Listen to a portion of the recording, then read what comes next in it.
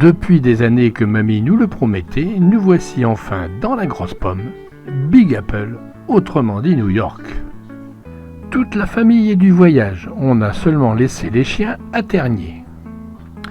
Au cœur de Broadway, le Pod Hotel sera notre pied-à-terre pour cette escapade américaine de 4 jours.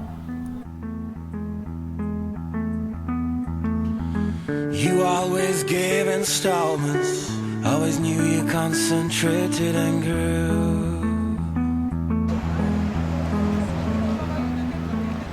Lundi 24 février 2020, 9h du matin, heure locale, premier contact avec nos premiers gratte-ciel et leurs écrans géants qui symbolisent à eux seuls toute la démesure de la ville. La journée risque d'être longue, il est utile de prendre des forces pour éviter toute défaillance. Juste à côté de l'hôtel, la station de métro Times Square 42e Street, l'une des plus importantes de New York.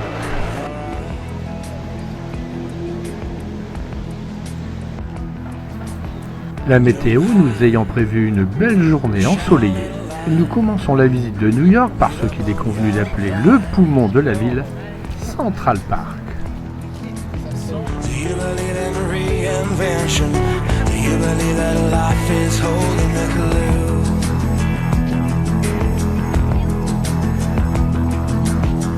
Any way to face the silence, any way to face the pain that kills you.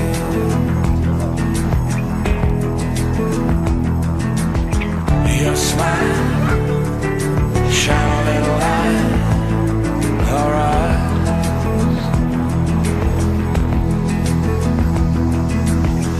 Don't hide, shine a little light. Give up on your pride.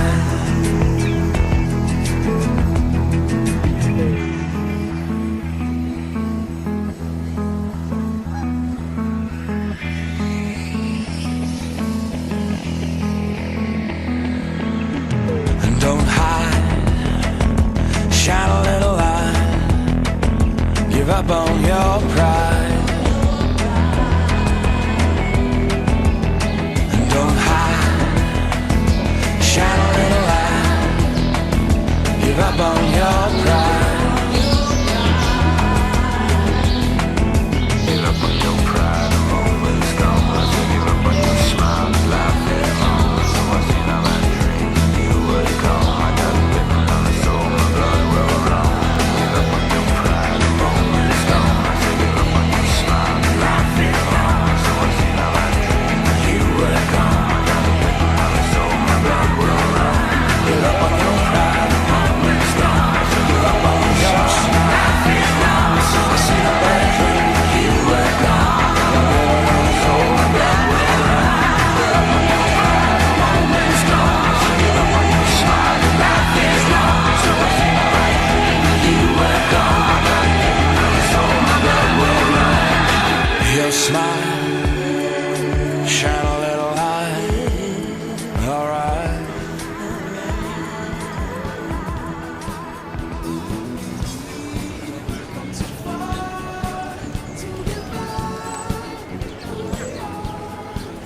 Après ces plus de 3 km de nature totale au milieu des écureuils, nous retrouvons le cœur de la ville par l'avenue la plus célèbre de New York, la 5e avenue. Vitrine mondiale de ce qui est chic et cher, l'on trouvera ici l'un des fleurons américains de l'industrie high-tech, la plus grande boutique Apple du monde.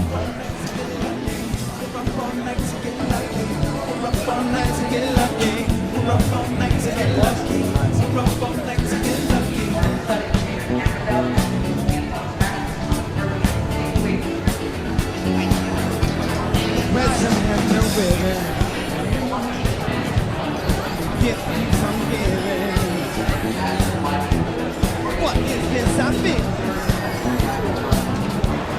Want to lean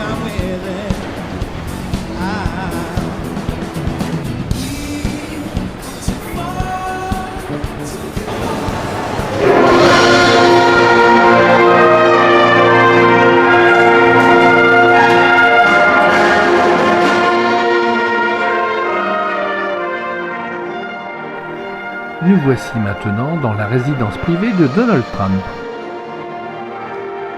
Pris par ses obligations de président des États-Unis et n'ayant pu nous recevoir en personne, il fit donner de son orchestre symphonique personnel en notre honneur.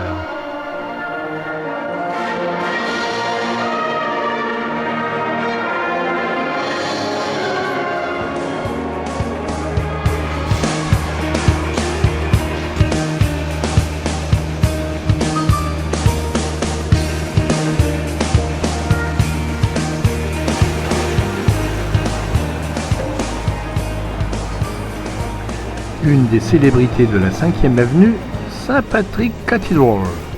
Plus de 5 millions de touristes lui rendent visite chaque année. Datant de la moitié du 19e siècle, elle est construite de marbre blanc. Malgré ses 101 mètres de haut, elle paraît bien petite comparée au gratte-ciel qui l'entoure.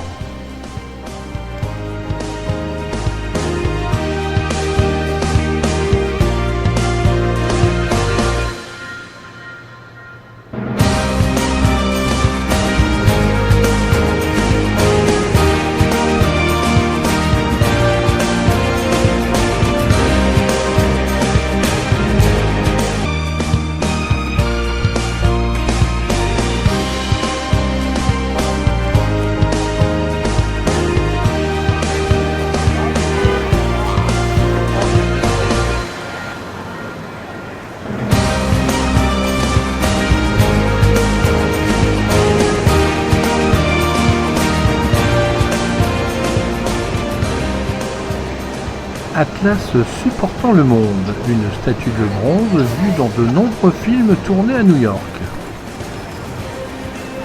Rockefeller Center, un complexe commercial composé de 19 bâtiments.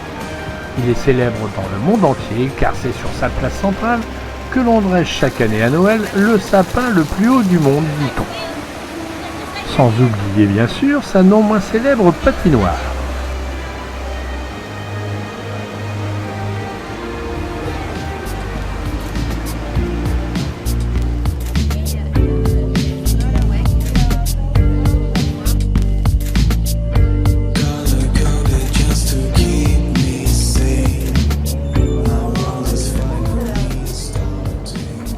Top of the Rock, le gratte-ciel le plus haut de Rockefeller Center. De ses 260 mètres de haut, on peut admirer à 360 degrés la grosse pomme. C'est un ascenseur ultra rapide qui nous conduira en moins de 45 secondes au 67e étage, où une terrasse vitrée permet aux visiteurs de circuler librement et d'accéder aux panoramas les plus prestigieux de New York, comme l'Empire State Building, la nouvelle tour de World Trade Center, ou bien encore une vue splendide sur Central Park.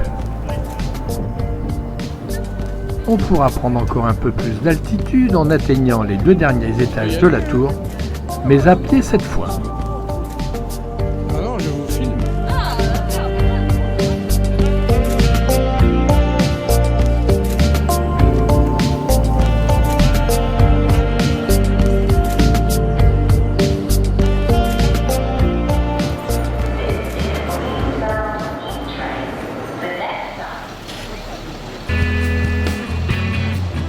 Cette première journée à New York s'achèvera par la visite du World Trade Center, où de funestes mémoires s'écroulaient le 11 septembre 2001, les Twin Towers. La reconstruction de cet espace, appelé aujourd'hui Ground Zero, débute en 2006. Les 2 trous laissés béants par les trous jumelles détruites lors des attentats seront aménagés en fontaines permanentes, 2 grands bassins de 54 mètres de côté et 9 de profondeur. Sur chacun des côtés de ces bassins ont été gravés les noms des 2977 victimes des attentats du 11 septembre 2001.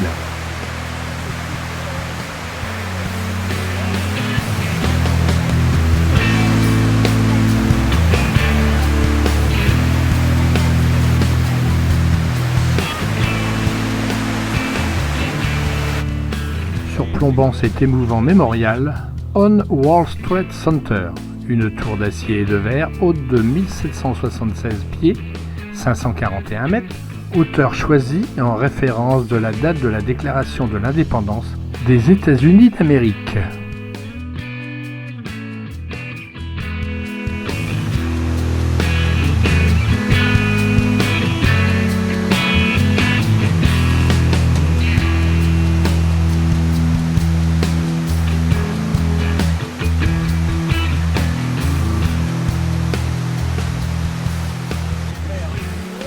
pour commémorer la bravoure des pompiers new-yorkais qui pour beaucoup ont laissé leur vie au cours de ce tragique épisode du 11 septembre. Un bas-relief de bronze long de 17 mètres qui retrace leur sacrifice devant les tours en flammes décore les murs de la caserne numéro 10 qui fait partie intégrante du mémorial.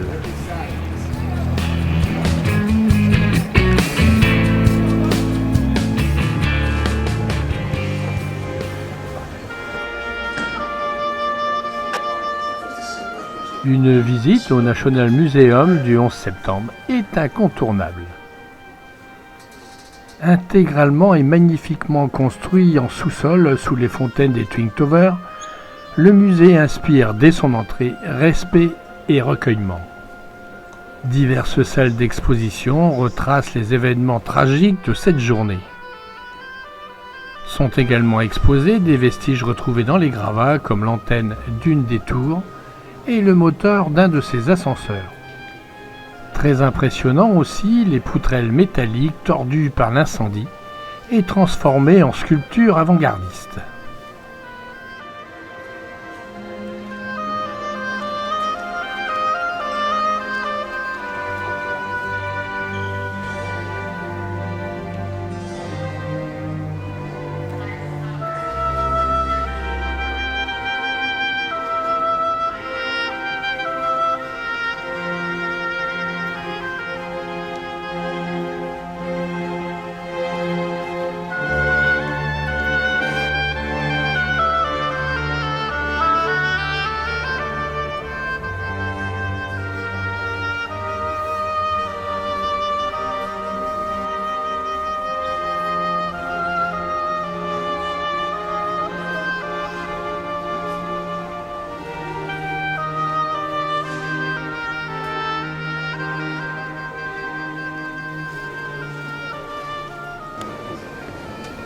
C'est à la nuit tombante, alors que les immeubles qui nous entourent commencent à scintiller de mille feux, que nous quittons ce lieu de New York aujourd'hui incontournable, appelé Ground Zero.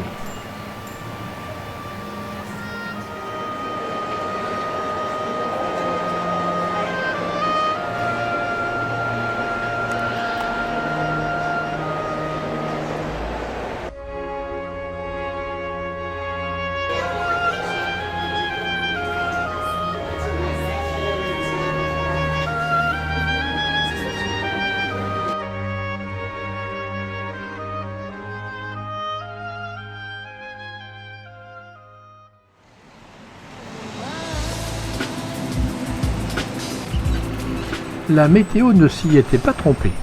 Pour ce deuxième jour à New York, la pluie était prévue.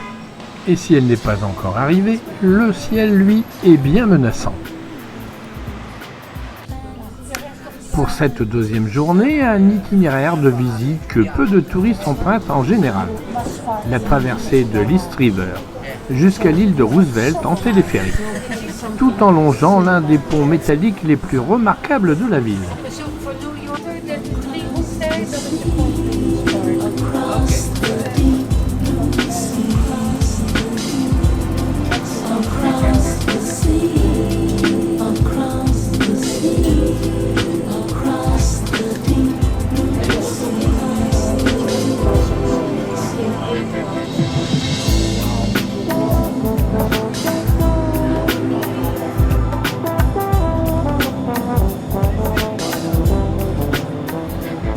Puis embarquement sur le ferry pour une petite croisière sur l'East River en direction de la pointe sud de Manhattan.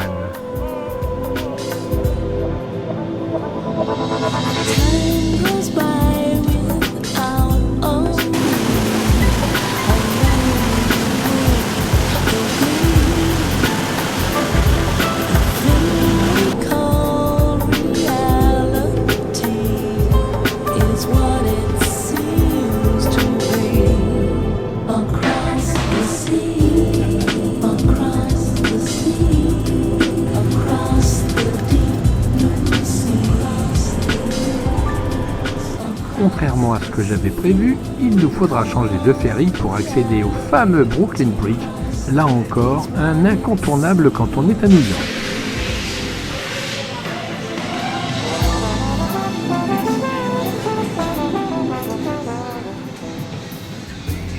Et hop, encore un petit tour de Vaporetto pour traverser une nouvelle fois l'East River afin de rejoindre l'île de Brooklyn et profiter d'une des vues les plus remarquables sur Big Apple, la skyline au sud de l'île de Manhattan. Mauvaise nouvelle, la pluie vient de s'inviter. Forcément, la balade sur le Brooklyn Bridge va nous sembler bien moins agréable. Pourtant, le Brooklyn Bridge est l'un des top 10 quand on visite New York. Long de 825 mètres et de 84 de haut, il traverse l'East River. Inauguré en 1883, c'est le premier pont suspendu en acier et l'un des plus vieux de New York.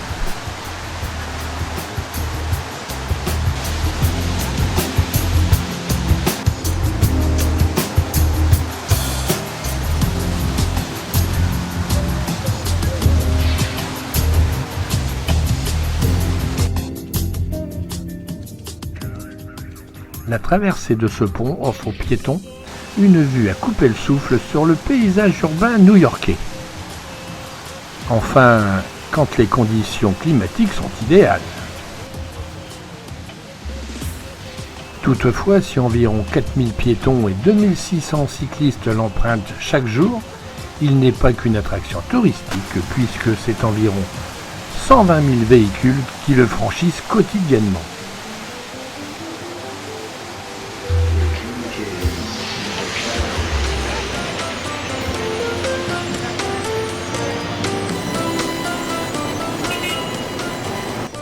Waouh, mais quel temps!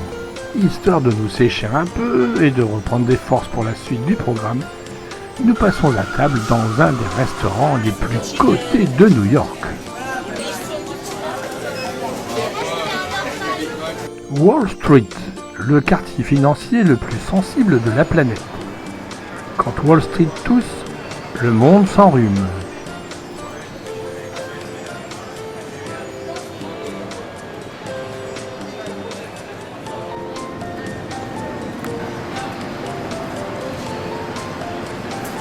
À quelques dizaines de mètres de Wall Street, Trinity Church. L'histoire ne dit pas si les investisseurs viennent implorer le bon Dieu avant de déposer leur fortune dans le bâtiment voisin.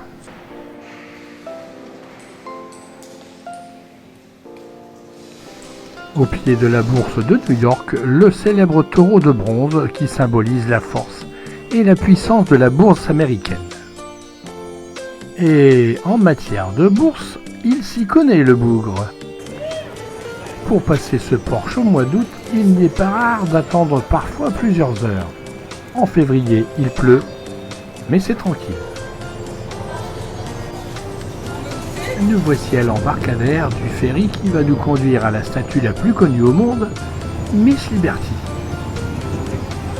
Une petite traversée d'1 quart d'heure et nous débarquerons sur Liberty Island, où trône magistralement le cadeau du peuple français aux États-Unis, une statue de 46 mètres de haut, culminant à 93 mètres, posée sur son socle de pierre, représentant la liberté éclairant le monde.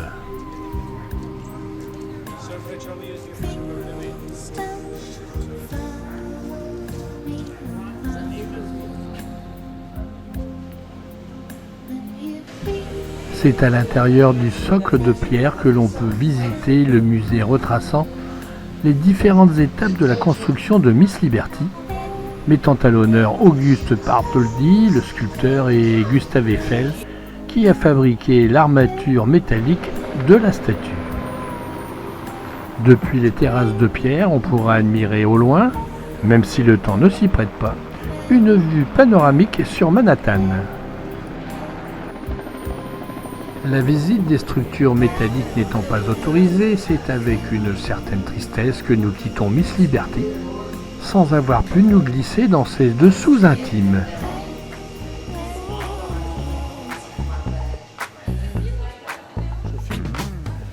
Nous quittons Miss Liberty pour une autre Miss Dancing, Ella, à qui l'on souhaite autant de notoriété qu'à la précédente. Car pour la première fois ce soir, elle se produit dans l'une des salles les plus prestigieuses de Broadway, au sein de la célèbre compagnie de danse Alvin Ailey. Alors, place au talent.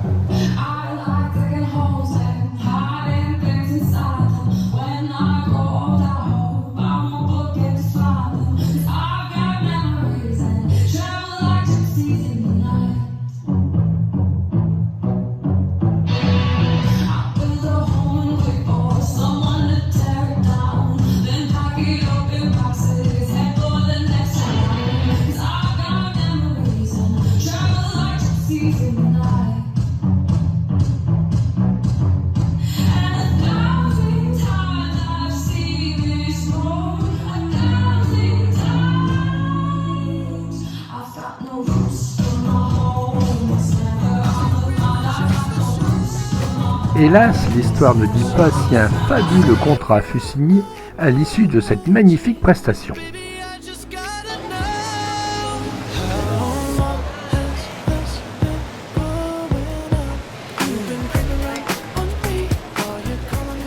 Et maintenant, Manhattan la nuit.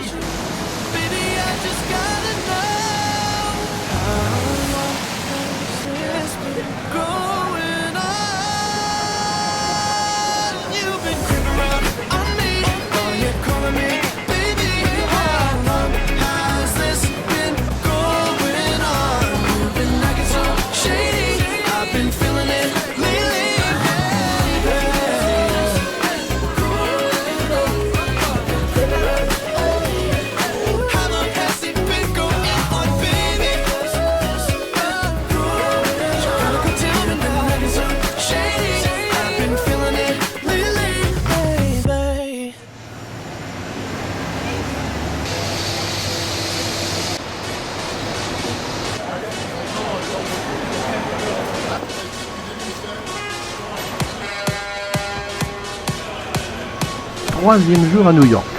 Le temps reste maussade. Pour nous donner la pêche, on se dirige tout droit vers Broadway, presque aussi vivant le jour que la nuit.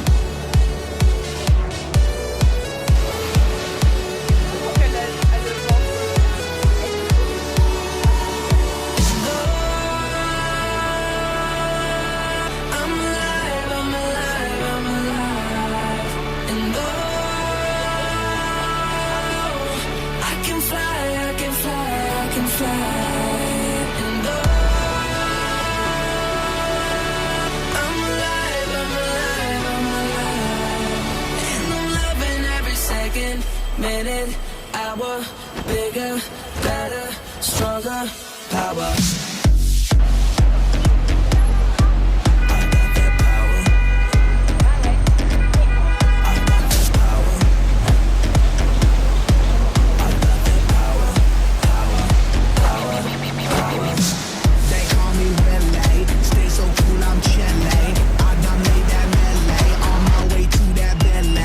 Used to have a piggy bank, but now I got that bigger bank.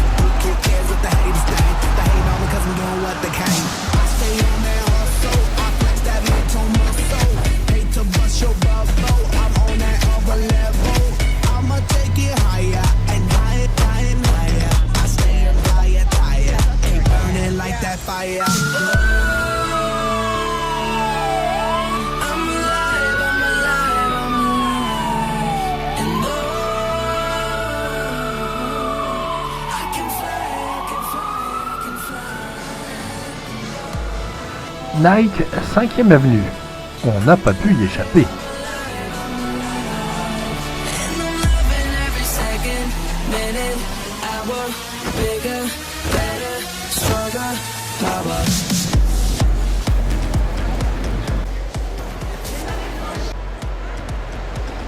À 2 pas de la 5e Avenue, Grand Central Station, la grande gare ferroviaire de New York. C'est la gare la plus grande du monde avec ses 44 voies. 500 000 passagers l'empruntent chaque jour, tandis que 21 millions de touristes lui rendent visite chaque année. Construite à la fin du 19e siècle dans le style Beaux-Arts, elle fut rénovée pour la dernière fois en 1990, ce qui permit de découvrir son plafond caché par une couche de suie, où était peint un ciel étoilé parsemé de constellations, une œuvre de l'artiste français Paul César Releu. Sur les 7 niveaux que compte Grand Central Station, on trouvera 35 restaurants et bars, des dizaines de boutiques et un grand marché de produits frais.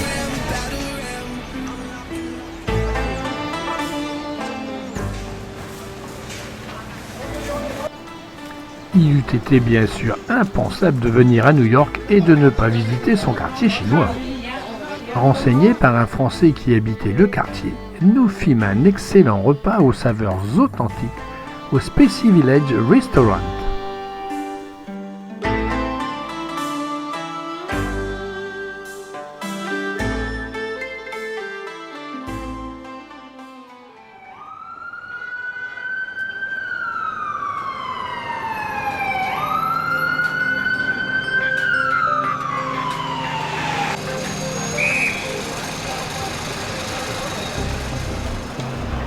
C'est notre 4e et dernier jour à New York.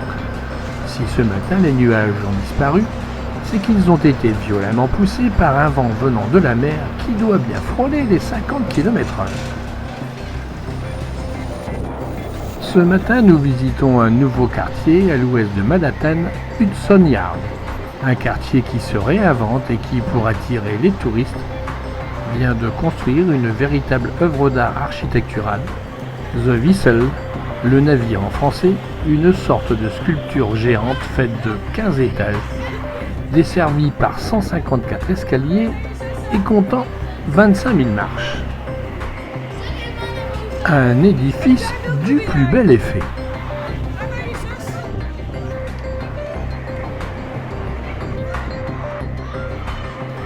Depuis son sommet, on pourra admirer l'Hudson River, mais aussi plus loin l'État du New Jersey.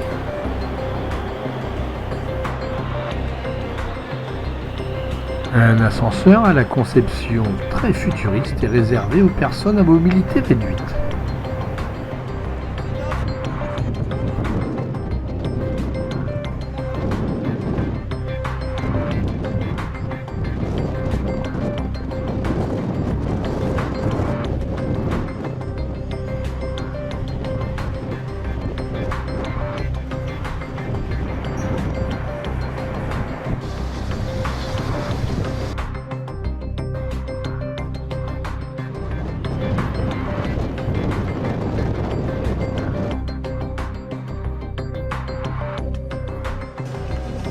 Cette très belle construction aura aussi et surtout comme but de faire venir les touristes dans ce quartier où se sont installés dans les tours d'acier et de verre l'avoisinant de nombreuses boutiques représentant les plus belles marques de renommée mondiale.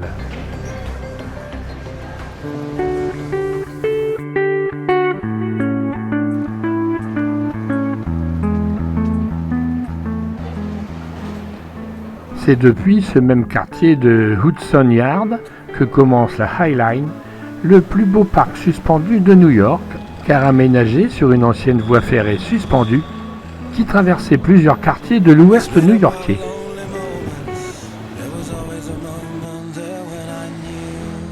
C'est une jolie balade de plus de 2 km de long qui attire de nombreux touristes à l'âme bucolique. Même si le plaisir de parcourir ce lieu au printemps ou en été, avec une floraison épanouie, doit être bien plus envoûtant qu'en ce mois de février, encore bien froid.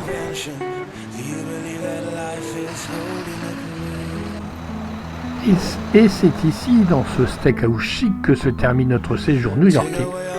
car pour cause d'épuisement de certains participants, il nous a fallu rejoindre au plus vite notre hôtel et patienter en attendant notre navette aéroport. Your smile, shine a little light.